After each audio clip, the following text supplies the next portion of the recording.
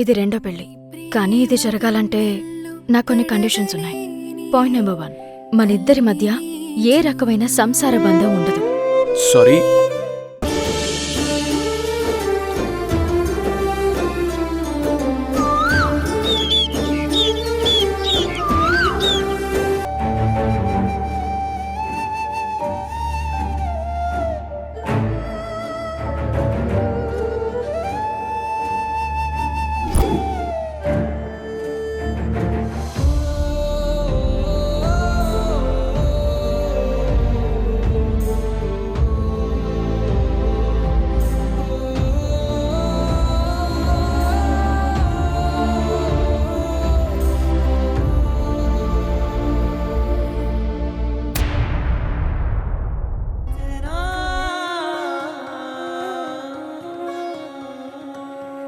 ఈ చిన్ని కథలో ప్రతి పాత్ర ఎదలో గాయమంతా ప్రేమ వలనేగా. ఈనాటి కథలో కృష్ణ అగ్నిసాక్షిగా భార్య మెళ్ళో తాళి కట్టిన తర్వాత ఏ భార్యకైనా తల్లి, తండ్రి, స్నేహితుడు అన్నీ ఆ భర్తనే. నీ భార్యని కంటికి రెప్పలా చూసుకోవాల్సిన పూర్తి బాధ్యత నీది. తప్పేమీ లేదు. నీకు నీ భార్య మీద ప్రేమ ఉందని నేను నమ్ముతున్నాను. వీడింది ప్రేమే, వెంటుంది ప్రేమే ఈ మౌనాలలో. ఒక ప్రేమ గెలవాలంటూ ఇంకో ప్రేమ ఓడాలంటూ రాసే విధిరాతే చూడు.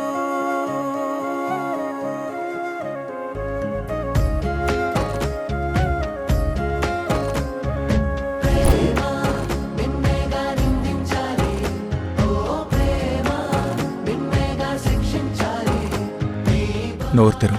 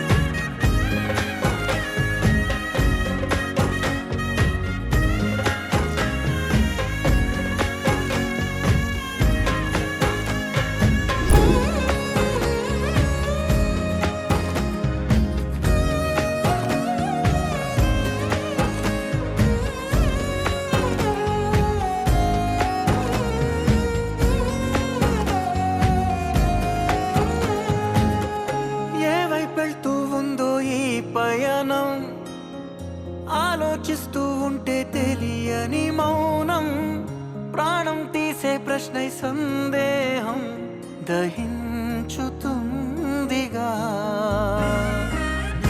అన్నీ ఇచ్చే చెయ్యే కొంచెం ఇష్టాలేంటో అడగని స్వార్థం. Krishna,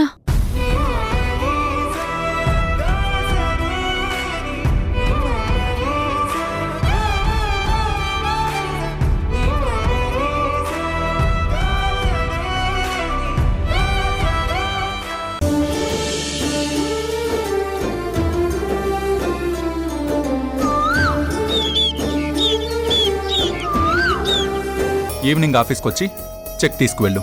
thank you sir. It's okay sir, me shirt మీద ఉన్న లవ్ సింబల్ చాలా బాగుంది సార్. మీకు మీ వైఫ్ అంటే ఎంత ప్రేమ సార్.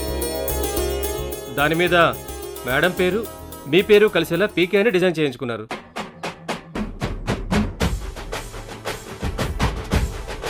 లవ్ మ్యారేజ్ చేసుకుంటే మీలా ఉండాలి. భార్యాభర్తలంటే మీలాగే ఉండాలి. నిజంగా మీరు చాలా గ్రేట్ సార్. సరే సార్, నేను ఈవినింగ్ ఆఫీస్కి వస్తాను. ఉంటాను సార్.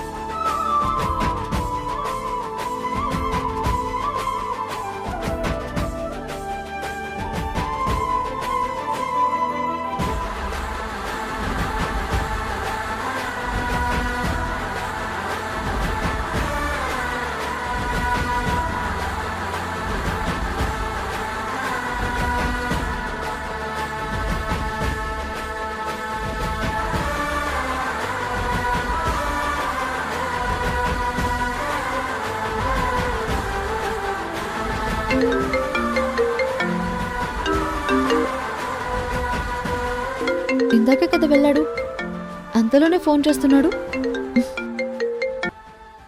హలో కృష్ణ, ఏయ్ ఏంటి నువ్వు చేసిన పని? నేనేం చేశాను? ఇంట్లో పనులు చేసుకుంటున్నాను. మాట మార్చొద్దు. నా షర్ట్ మీద లవ్ సింబల్ డిజైన్ చేసి పీకే అని మన పేర్లు రాసిందెవరు? ఏ భర్త షర్ట్ మీద ఇలాంటి డిజైన్స్ వేయకూడదా? లేదంటే పేర్లు కలిసేలా లెటర్స్ రాయకూడదని ఎక్కడైనా రాసుందా? అలా అనుకుంటే కొందరు భార్య పేర్లని, భార్య ఫోటోల్ని గుండెల మీద పచ్చబొట్టుగా వేయించుకుంటారు తెలుసా?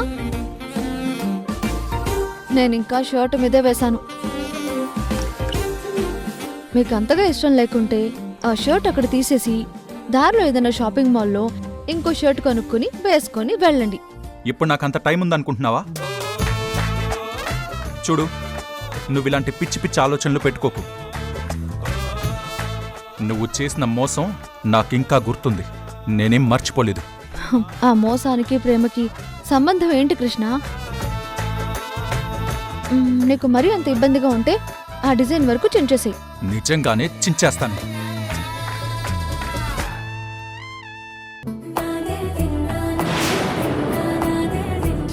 నువ్వు దాన్ని చించలేవు కృష్ణ. ఆ మనసుని ముక్కలు చేయలేవులే.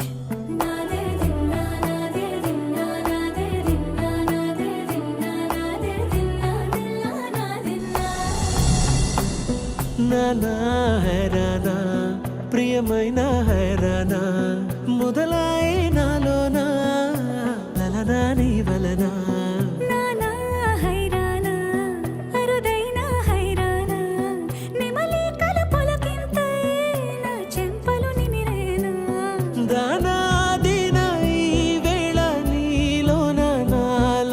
కని వినని కలవరమే సుమశరమా.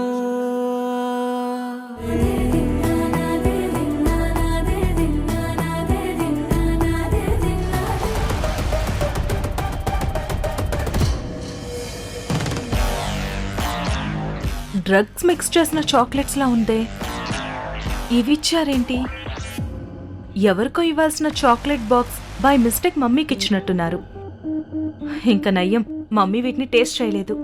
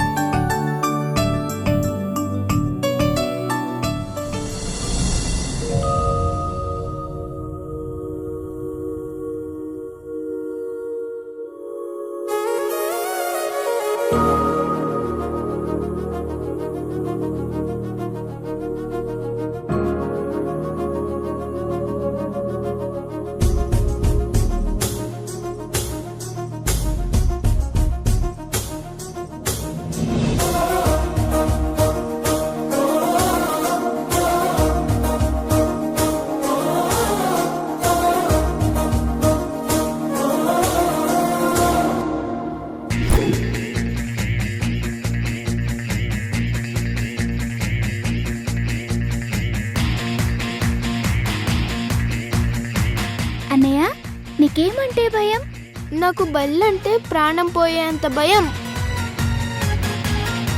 ఈ బల్లి ఎక్కడి నుంచి వచ్చిందిరా బాబు? దీన్ని చూస్తేనే నాకు చిన్నప్పటి నుంచి భయం.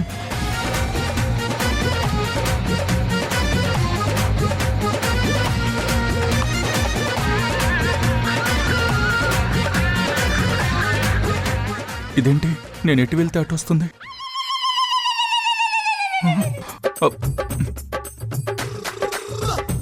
నాకు బల్లంటే భయమన్న విషయం ప్రియకి తెలిస్తే నా పరువు పోతుంది. తెలియకుండా ఎలా మేనేజ్ చేయాలి?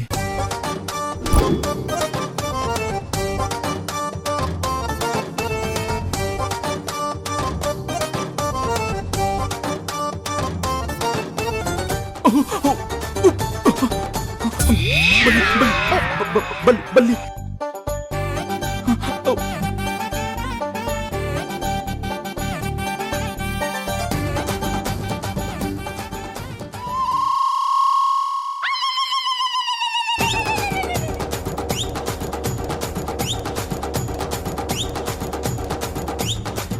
ఏంటి బల్లంటే భయమా?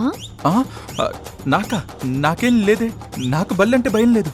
మరి బల్లి భయం లేదంటే కింద ఎందుకు పడుకున్నావు? ఇవాళకి నేను కిందే పడుకుంటానే. తొలి తుళ్ళింతగా మనసే తెగ మురిసే మై మరచేంతగా ఎదలో చిరు ఎదలో ఒక పులకింతగా వయసే తడబడని పొలమారేంతగా కలనే కనని కను నువ్వు అటు తిరిగి పడుకో, నేను ఇటు తిరిగి పడుకుంటాను. కననే ఏదో జరిగే ఇప్పుడే ఇది తొలి వనమే తానే తనువే తడితే మనసే తలుపే తెరిచే ప్రేమ తెలుసే ఇది నీ ప్రియ పరిచయమే అరెరే అరెరెరెరే తొలి తుళ్ళింతగా మనసే తెగ మురిసే మై మరచేంతగా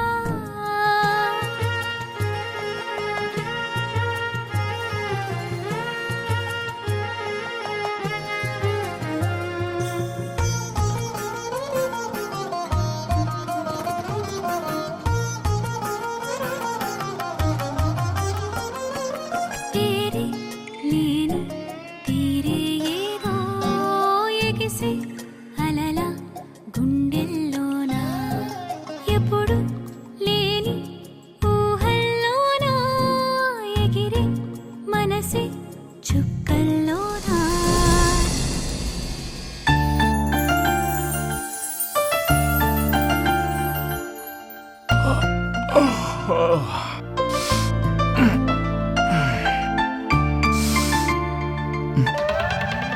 ఏయ్!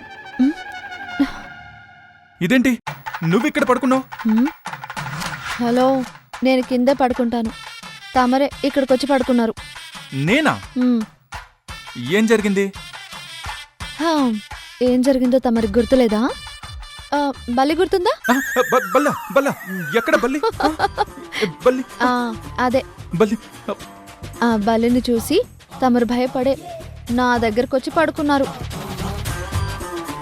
అయినా బల్లి శకునం చాలా మంచిదంటారు. ఎవరి విషయంలో ఏం జరిగినా మన విషయంలో మాత్రం మంచి జరుగుతుంది. ఆ, జరుగుతుంది జరుగుతుంది.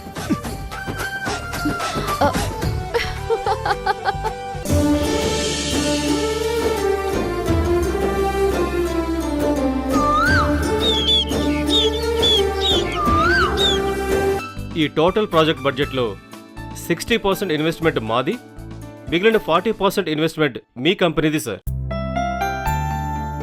That's a fair deal gentlemen. 60-40 ratio ఇన్వెస్ట్మెంట్కి మాకు ఎటువంటి అబ్జెక్షన్ లేదు. ఈ ప్రాజెక్ట్ గనక సక్సెస్ అయితే ప్రతి 5 ఇయర్స్కి ఒక్కసారి మా నుంచి మీకు back to back global contracts వస్తూనే ఉంటాయి. అప్పుడు మీ కంపెనీ నెక్స్ట్ లెవెల్కి డెవలప్ అవుతుంది. అంతా ఓకే కదా? ఎస్, షూర్ అండి. మాకు కూడా ఈ క్యాల్కులేషన్స్ అన్నీ 100% ఓకే. ఇంకా అగ్రిమెంట్ సైనింగ్ పూర్తి చేద్దామా? ఈ ప్రాజెక్టుకి సంబంధించిన మెయిన్ అగ్రిమెంట్స్ మీద సంతకం చేసే హక్కుని లీగల్ సైనింగ్ అథారిటీని నా భార్య చిత్రావతికి ఇస్తున్నాను.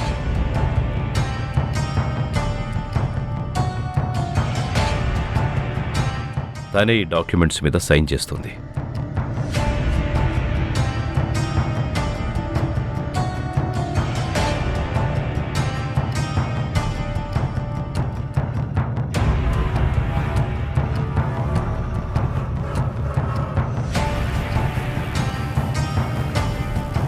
ఒక్క నిమిషం వెయిట్ చేయండి మేడం.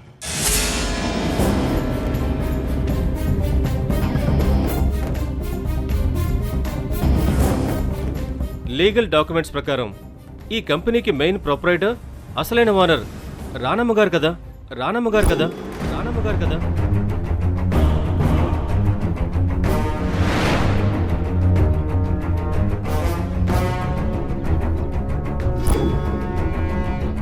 మా లీగల్ టీం వెరిఫై చేసిన అఫీషియల్ డాక్యుమెంట్స్లో కూడా సైనింగ్ అథారిటీ రాణమ్మ పేరు మీదే ఉంది కదా? సైనింగ్ అథారిటీ రాణమ్మ పేరు మీదే ఉంది కదా? సైనింగ్ అథారిటీ రాణమ్మ పేరు మీదే ఉంది కదా? చిత్రావతి గారి పేరు ఎక్కడా మెన్షన్ చేయలేదు కదా? మరి ఈవిడెలా సైన్ చేస్తారు?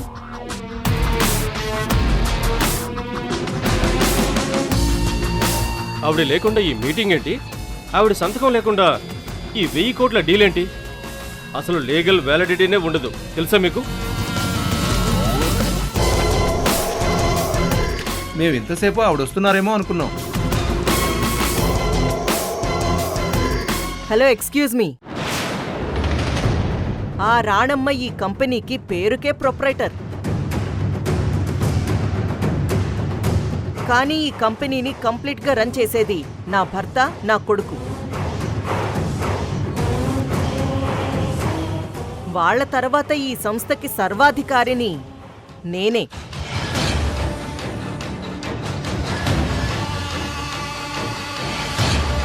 కాబట్టి నా సంతకానికి లేని వాల్యూ ఆ రాణమ్మ సంతకానికి ఉందా?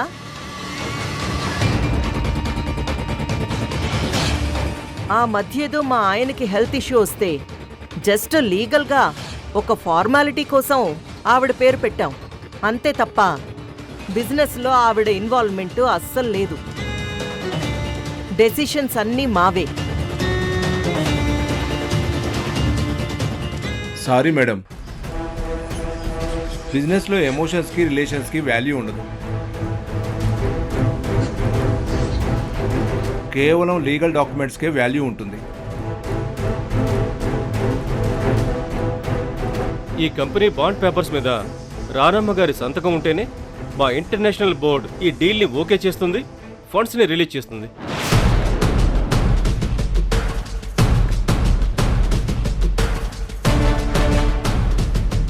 అవును మేడం, లీగల్గా రాణమ్మ గారు వచ్చి అగ్రిమెంట్ మీద సైన్ చేస్తేనే ఈ డీల్ కంప్లీట్ అవుతుంది.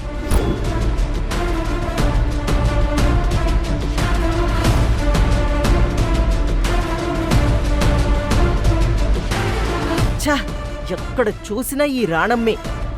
ఆ రాణమ్మనే పీడకలని నా జీవితం నుంచి ఎలా వదిలించుకోవాలి?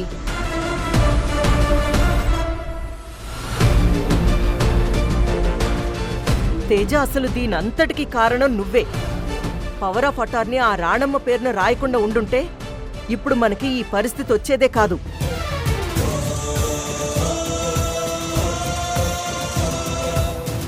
మనం ఇంట్లో నుంచి పంపించేశామన్న కోపంతో బయటికెళ్లిన రాణమ్మ ఇప్పుడు ఈ అగ్రిమెంట్లో సంతకం పెట్టడానికి వస్తుందంటావా? పెట్టదు. ఇప్పుడెలా తేజ? ఆ మహారాణి సంతకం లేకపోతే 1000 కోట్ల ప్రాజెక్టు బూడిదలో పోసిన పన్నీరైనట్టేనా?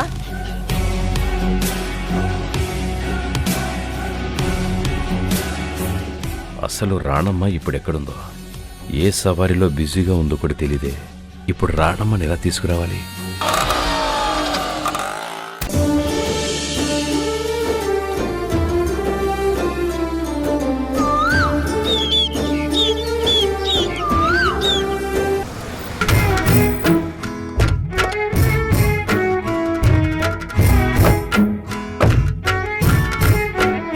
నేను ఇక్కడే బయట వెయిట్ చేస్తూ ఉంటాను. నువ్వు వెళ్ళి మీ అత్తయ్యకి విషయం చెప్పి తీసుకురా. ఇంట్లోకి రానివాడివి అసలు ఇంటి వరకు రావడం దేని కృష్ణ? నువ్వు ఇంట్లోకి రాకుండా ఇలా బయట మొండిగా నిలబడటం అత్తయ్య చూసిందనుకో, అసలు అత్తయ్య మనతో రాదు. పంతానికి పోతే అత్తయ్య ముందు నువ్వు నేనే కాదు కదా, ఎవ్వరం పనికిరాము. అత్తయ్య మనతో రావాలంటే ఈ కోపాలు ఈగోలు పక్కన పెట్టాలి కృష్ణ. లోపలికొచ్చి ప్రేమతోనూ అభిమానంతోనూ రమ్మని అడగాలి. అప్పుడు అత్తయ్య రాననడానికి ఆస్కారమే లేదు. నువ్వు రాకపోయినా నేను వెళ్ళి అత్తయ్యని రమ్మని రిక్వెస్ట్ చేస్తాను. కానీ రాకపోతే మాత్రం నాకు సంబంధం లేదు. ఇక నీ ఇష్టం. సరే సరే ఉండు, నేను కూడా వస్తాను. పద.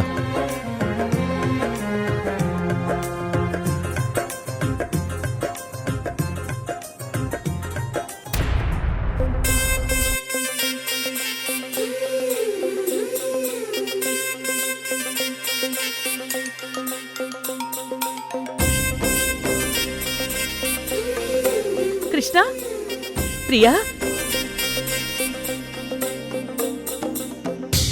అరే రండి, దా కూర్చో. కృష్ణ కూర్చోండి. రా ప్రియా, కూర్చో. మీరొస్తారని నేను అస్సలు ఊహించలేదు. పుష్ప, మన ఇంటికి ఎవరొచ్చారో చూడు. ఎలా ఉన్నావు అత్తయ్య? నాకేం ప్రియా, నేను సంతోషంగా ఉన్నాను. ప్రియా,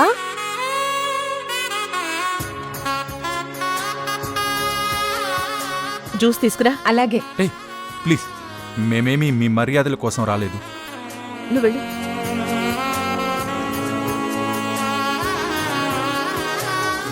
చెప్పు కృష్ణ, ఏంటి ఇలా వచ్చారు? ఒక పెద్ద బిజినెస్ డీల్ వచ్చింది. ఆ కాంట్రాక్టర్ డీల్ ఓకే చేయాలంటే మీ సంతకం కావాలన్నారు. హ, అవునా? చాలా సంతోషం కృష్ణ. మిమ్మల్ని ఇంట్లో నుంచి పంపించామన్న కోపంతో ఎక్కడ మీరొచ్చి సంతకం పెట్టరోనన్న భయంతో నాన్నగారే మిమ్మల్ని తీసుకురమ్మని నన్ను పంపించారు.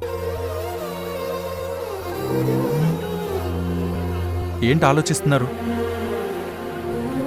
మీరే కదా ఇదివరకు పూర్తిగా పడిపోయిన మా కంపెనీని తిరిగి నిలబెట్టారు.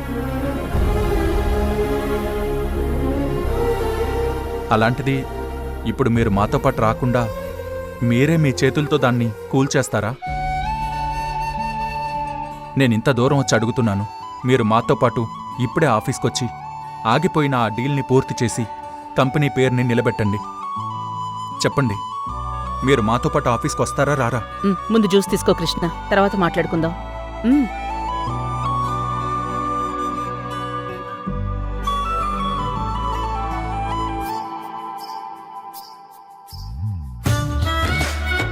కృష్ణ, మిమ్మల్ని వదిలి ఆ ఇంటి నుంచి బయటకొచ్చినందుకు చాలా బాధగానే ఉంది.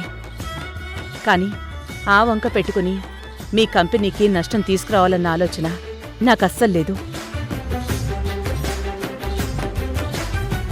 నా సంతకం కోసమే మీరొచ్చుంటే మీరు ఇంత దూరం రావాల్సిన అవసరం లేదు. ఒక్క ఫోన్ చేసుంటే నేనే వచ్చి ఆ అగ్రిమెంట్ ఫార్మాలిటీస్ని కంప్లీట్ చేసేదాన్ని.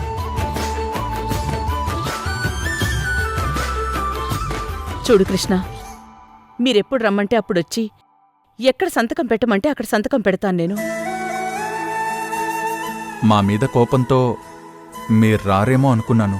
మీరంతా నా మీద కోపంగా ఉంటారు గాని నాకెందుకు మీ మీద కోపంగా ఉంటుంది చెప్పు?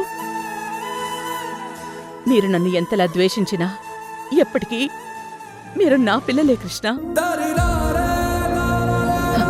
ఖచ్చితంగా నేను మీకోసం వస్తాను. సరే, ఇంకా బయలుదేరదామా? బయలుదేరదాం, కానీ నాదో కండిషన్.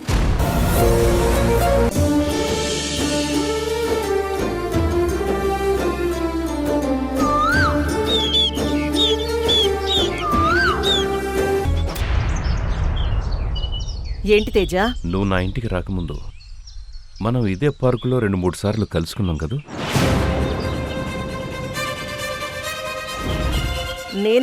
నేనెప్పుడు కలిశాను? అబద్ధం చెప్పకు చిత్ర. నా జ్ఞాపక శక్తి పూర్తిగా మొత్తం ఏం పోలేదు. ఈ పార్కులోనే నువ్వు నన్ను కలిశావు, నాతో కలిసి మాట్లాడావు. ఇప్పుడు ధర్మతేజకి మళ్ళీ గతం గుర్తొస్తుందా ఏంటి? మాట్లాడవేం చిత్ర? ఇదే పార్కులో నన్ను పలకరించిందానివి. అప్పుడే నువ్వు నా భార్యవని చెప్పి ఎందుకు చెప్పలేదు? ఇక్కడేమి చెప్పకుండా నేరుగా నా ఇంటికొచ్చి నువ్వే నా భార్యవని ఎందుకు చెప్పావు? నువ్వు నా దగ్గర ఏదో దాస్తున్నావు కదూ? అయ్యో, ఏంటి తేజ నువ్వు ఏదేదో మాట్లాడుతున్నావు? నేనేంటి ఈ పార్కుకి రావడమేంటి? అసలు నిన్ను పలకరించడమేంటి? నీ దగ్గర దాయడానికి నా దగ్గర ఏముంది చెప్పు? నిజంగా చెప్తున్నాను, నేను ఈ పార్కుకి రావడం ఇదే మొదటిసారి. నమ్ము తేజ. చూడు తేజ, ఇప్పుడు కూడా నువ్వు మనసు బాగోలేదనగానే నేను నీకు తోడొచ్చానే తప్ప నాకసలు రావడం ఇంట్రెస్టే లేదు తెలుసా? ఏంటి ఇంట్రెస్ట్ లేదా? నా గతం నన్ను మోసం చేయొచ్చేమో గాని నా ప్రస్తుతం నన్ను మోసం చేయదు. అప్పుడు నువ్వు ఇదే పార్కులో నన్ను పలకరించి నాతో మాట్లాడావు.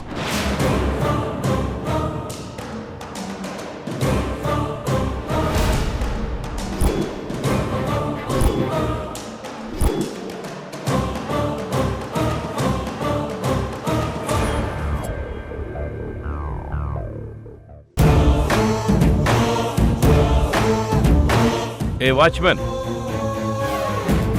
ఇలా రా ఒకసారి.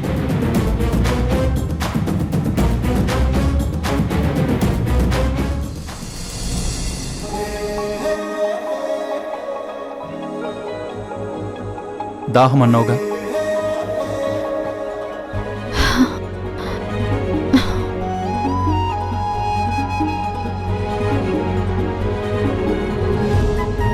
భార్యాభర్తలంటే ఇలాగే ఉండాలి.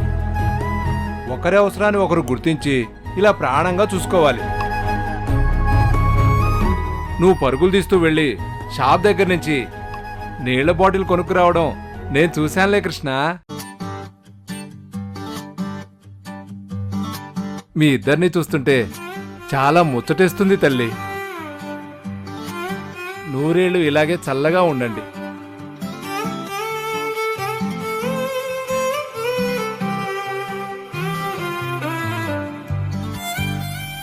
థ్యాంక్స్ కృష్ణ. మురిసిపోయింది చాలు, ఇంకా పద.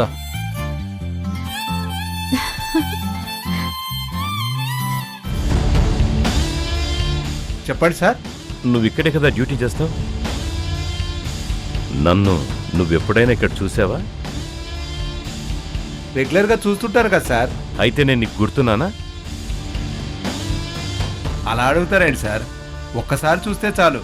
ఈ పార్క్కి ఎవరెవరు ఏ టైంలో వస్తారో అన్నీ చెప్పేస్తాను. అయితే నువ్వు మేడంని నాతో ఎప్పుడైనా చూసావా? నువ్వు మేడంని నాతో ఎప్పుడైనా చూసావా? నువ్వు మేడంని నాతో ఎప్పుడైనా చూసావా? చూశాను సార్, చూశాను సార్, చూశాను సార్.